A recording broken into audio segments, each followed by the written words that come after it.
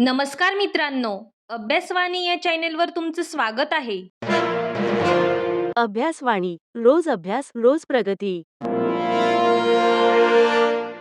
मागील लेक्चरमध्ये आपण कलम 74 आणि 75 समजून घेतले. कलम 74 सांगतो की राष्ट्रपतींना सल्ला देण्यासाठी मंत्री परिषद असते.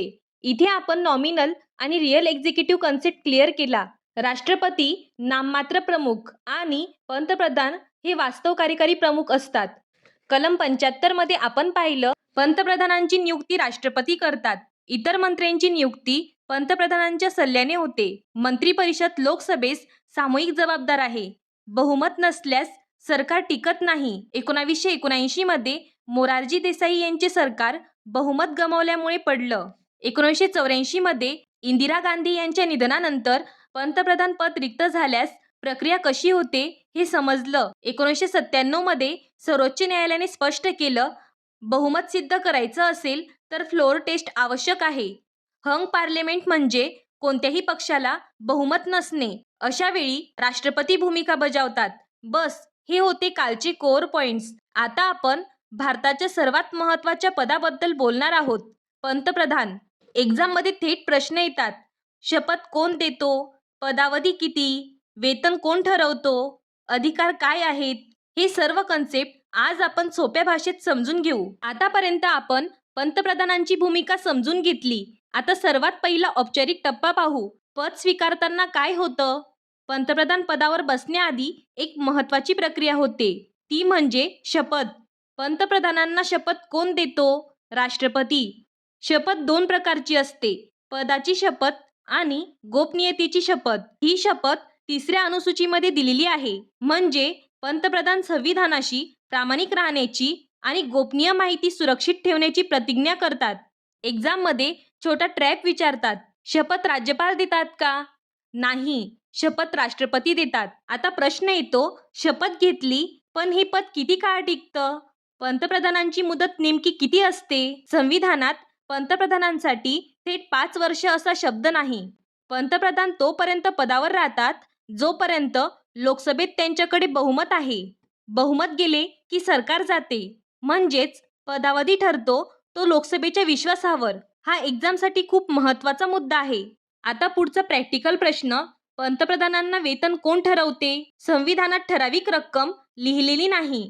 पंतप्रधानांचे वेतन संसद ठरवते. त्यांना मिळतात मूलभूत वेतन, विविध भत्ते, अधिकृत निवास आणि सुरक्षा सुविधा. एक्झाम पॉइंट लक्षात ठेवा, वेतन हे संसद ठरवते, राष्ट्रपती नाही. आता एक महत्त्वाचा प्रश्न, सरकारमध्ये सर्वात जास्त प्रभाव कोणाचा असतो? पंतप्रधानांचा. का? कारण पंतप्रधान हे मंत्री परिषदेचे प्रमुख असतात. पहिली गोष्ट, मंत्री कोण होणार हे ठरवण्यात पंतप्रधानांची मुख्य भूमिका असते. हो, नियुक्ती राष्ट्रपती करतात, पण नाव कोण सुचवतं? पंतप्रधान. दुसरी गोष्ट म्हणजे खात्यांचे वाटप. कोणाला गृह मंत्रालय, कोणाला अर्थ मंत्रालय, कोणाला शिक्षण, हे सर्व पंतप्रधान ठरवतात. तिसरी आणि सर्वात महत्त्वाची गोष्ट म्हणजे जर एखादा मंत्री योग्य काम करत नसेल तर पंतप्रधान त्यांचा राजीनामा मागू शकतात. म्हणजेच मंत्रिमंडळ टिकायचं असेल तर पंतप्रधानांचा विश्वास आवश्यक असतो. म्हणूनच पंतप्रधानांना समानांमध्ये प्रथम असं म्हटलं जातं. याचा अर्थ काय? ते इतर मंत्र्यांपेक्षा वेगळे किंवा वरचे नाहीत, पण त्यांच्यातील नेतृत्व करणारे आहेत. आतापर्यंत आपण पाहिलं की पंतप्रधान मंत्री परिषदेचे प्रमुख असतात, पण सरकार फक्त मंत्रिमंडळापुरतं मर्यादित नसतं. पंतप्रधानांना राष्ट्रपतीशीही सतत संपर्कात राहावं लागतं. कलम 78 नुसार पंतप्रधानांची एक महत्त्वाची जबाबदारी आहे, राष्ट्रपतींना सरकारच्या सर्व निर्णयांची माहिती देणे. म्हणजे काय? सरकार कोणतंही मोठं धोरण ठरवत असेल, महत्त्वाचा निर्णय घेत असेल तर राष्ट्रपतींना त्याची माहिती देणं बंधनकारक आहे. हे का महत्त्वाचं आहे? कारण राष्ट्रपती हे घटनात्मक प्रमुख आहेत. त्यांना देशातील घडामोडींची माहिती असणं आवश्यक आहे. एक्झामसाठी लक्षात ठेवा, कलम 78, माहिती देण्याची जबाबदारी पंतप्रधानांची आहे. आता प्रश्न असा येतो, पंतप्रधान फक्त राष्ट्रपतींशीच जबाबदार आहेत का? नाही. लोकशाहीत सर्वात महत्त्वाचं ठिकाण आहे लोकसभा. लोकसभेत पंतप्रधानांची भूमिका अत्यंत महत्त्वाची असते. पहिली गोष्ट, ते सरकारचे नेतृत्व करतात. दुसरी गोष्ट, सरकारची धोरणे जाहीर करतात. आणि तिसरी, सर्वात महत्त्वाची, जर विरोधकांनी अविश्वास ठराव आणला तर त्याला सामोरे जाण्याची जबाबदारी पंतप्रधानांची असते. म्हणजेच लोकसभेचा विश्वास टिकवणे हीच पंतप्रधानांची खरी ताकद आहे.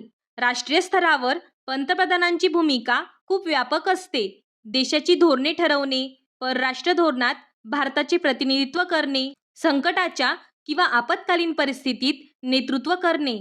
उदाहरणार्थ, युद्ध, नैसर्गिक आपत्ती किंवा मोठे राष्ट्रीय निर्णय अशा वेळी देश पंतप्रधानांकडे पाहतो. म्हणूनच पंतप्रधानांना देशाचे वास्तव कार्यकारी प्रमुख म्हटलं जातं. आतापर्यंत आपण पंतप्रधानांचे अधिकार आणि कार्य पाहिले, पण पंतप्रधान पदाचं महत्त्व किती आहे हे समजून घेण्यासाठी काही राजकीय विचारवंतांनी दिलेली उदाहरणं पाहणं खूप उपयुक्त ठरतं. लॉर्ड मोर्ले यांनी पंतप्रधानांना समानांमधील पहिला असं म्हटलं आहे. याचा अर्थ काय? मंत्रिमंडळातील सर्व मंत्री समान दर्जाचे असतात, पण त्यांच्यात नेतृत्व करणारा जो असतो तो म्हणजे पंतप्रधान. म्हणजेच ते हुकुमशहा नाहीत, पण नेतृत्व करणारे प्रमुख आहेत.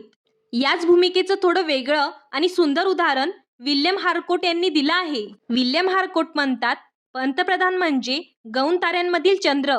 म्हणजे इतर मंत्री ताऱ्यांसारखे असले तरी सर्वांचे लक्ष ज्या व्यक्तीकडे केंद्रित असते तो म्हणजे पंतप्रधान. याच विचाराला जेनिंग्ज यांनी आणखी प्रभावी रूप दिलं. जेनिंग्ज म्हणतात, पंतप्रधान म्हणजे सूर्य आणि इतर मंत्री ग्रहांसारखे त्यांच्या भोवती फिरतात. यातून काय स्पष्ट होतं? सरकारची दिशा, गती आणि केंद्र सर्व काही पंतप्रधानांभोवती फिरतं. आता आपण थोडं प्रॅक्टिकल उदाहरण पाहू. मुनरो यांनी पंतप्रधानांची तुलना शासकीय जहाजाच्या कॅप्टनशी केली आहे. जहाजात अनेक अधिकारी असतात, पण दिशा कोण ठरवतो? कॅप्टन. तसंच सरकारमध्ये अनेक मंत्री असतात, पण अंतिम दिशा पंतप्रधान ठरवतात. रॅम्से मुईर यांनीही याच भूमिकेला अधोरेखित केलं आहे. रॅम्से मुईर म्हणतात, पंतप्रधान हे संपूर्ण शासन यंत्रणेचे केंद्रबिंदू आहेत. सरकारच्या यश अपयशाची जबाबदारी शेवटी पंतप्रधानांवरच येते. आता भारतीय राज्यघटनेचे शिल्पकार डॉक्टर बाबासाहेब आंबेडकर यांनी काय सांगितलं ते पाहू. डॉक्टर आंबेडकर यांच्या मते भारताच्या राष्ट्रपतीची नव्हे तर पंतप्रधानांची तुलना अमेरिकन राष्ट्रपतींशी केलेली योग्य होईल. म्हणून आपण पाहिलं, कोणी त्यांना समानांमधील पहिला म्हटलं, कोणी चंद्र, कोणी सूर्य, कोणी जहाजाचा कॅप्टन, पण सर्व विचारवंतांचा निष्कर्ष एकच, संसदीय लोकशाहीत सरकारचा केंद्रबिंदू म्हणजे पंतप्रधान. म्हणूनच एक्झाममध्ये असो किंवा प्रॅक्टिकल राजकारणात भारतातील वास्तविक कार्यकारी शक्ती कुणाकडे आहे?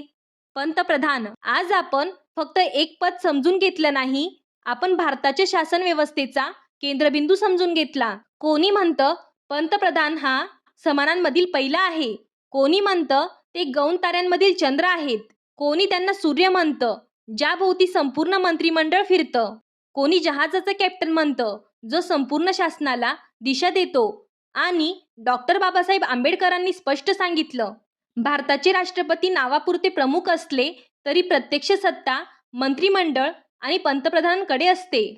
याचा अर्थ काय? लोकशाहीत पद मोठं असतं, पण त्याहून मोठी असते जबाबदारी. पंतप्रधान हे फक्त एक व्यक्ती नाहीत, ते लोकसभेच्या बहुमताचं प्रतीक आहेत. ते जनतेच्या विश्वासाचं प्रतिनिधित्व करतात. बहुमत असेल तर सत्ता टिकते, बहुमत नसेल तर सरकार बदलते. म्हणून लक्षात ठेवा, भारतात सरकार निवडणूक जिंकून बनतं, पण टिकतं ते लोकसभेच्या विश्वासावर, आणि त्या विश्वासाचा केंद्रबिंदू म्हणजे पंतप्रधान. हा व्हिडिओ उपयुक्त वाटला असेल तर चॅनलला लाईक, शेअर आणि सबस्क्राईब करा.